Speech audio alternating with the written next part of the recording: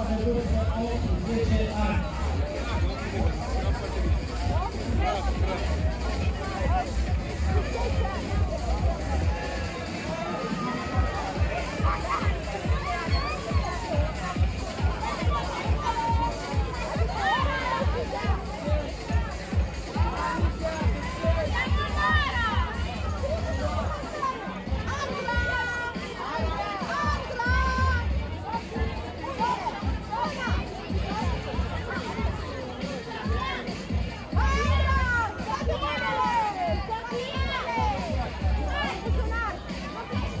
Deci sunt toate fetele de vârstă 80 ani, începem următoarea inversă.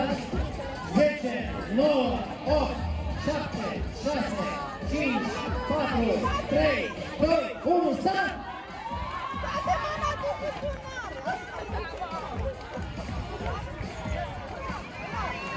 Avem separare ochii și gătoare care se demonstrează pe ultimii.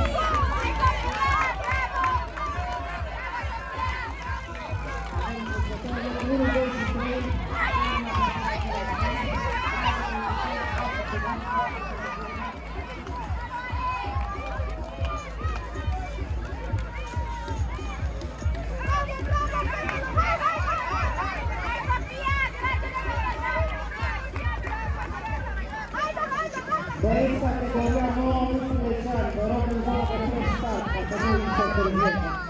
După ce termină cursa fetelor,